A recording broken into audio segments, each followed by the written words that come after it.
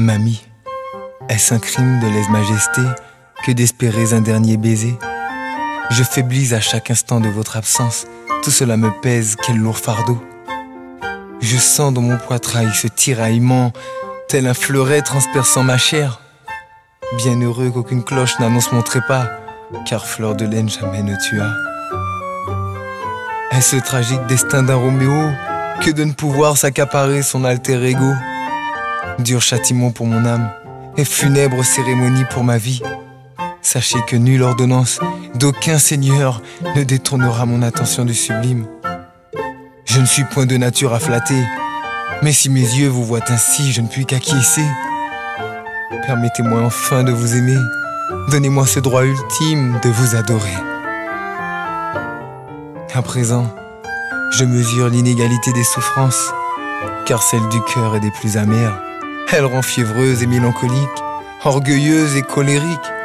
Puis-je donc imaginer que dans des temps à venir, je puisse vous mener à l'autel?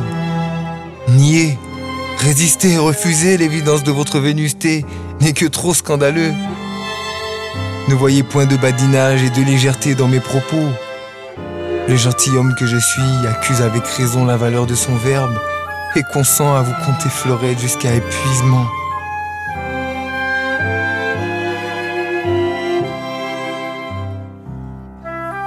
Comme par enchantement, tout autour de vous est magie, certainement due au mariage subtil d'une envoûtante sorcellerie, assaisonnée d'un grain de poésie. J'ai pour témoin de médire le bouleversement des saisons. Pauvre mère nature, qui perdit son rang le jour de votre éclosion. Je fis votre connaissance en brumaire, et l'instant d'après nous étions en floréal. Seuls les astres savent que nul filtre d'amour n'a votre violence. Hélas pour mon cœur, j'ai bien manqué de vigilance. J'aimerais m'assurer que vous n'êtes la muse de personne d'autre, mais cela ne se peut. Comment peut-on imaginer que la lumière ne soit vue que d'une seule personne? Alors mon nègre vous adressera tous mes poèmes.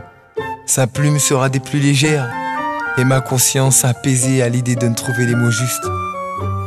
Je vous ferai porter mes courriers, et non ces grossiers WhatsApp des temps futurs.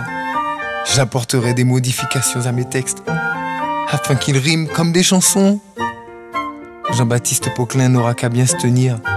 Je ne puis laisser place à la fourberie, parce que même en créole manquait sa dini. En d'autres temps, poèmes et citations seront juste des syllabes que les amoureux emprunteront pour illustrer ce que fut notre rayonnement. Les idylles du monde seront les parodies de notre histoire. Notre amour sera évoqué à travers les âges. Tel un symbole universel, vous, ma pucelle, serez ce mythe intemporel. Votre grâce sublimera le chiffre d'or à n'en plus finir. M'entendez-vous clamer mon existence? D'une quelconque manière puis-je attirer votre bienveillance? Je ne pourrai prendre congé avant d'avoir eu votre vérité. À ce moment peut-être serai-je libéré, las d'avoir trop aimé.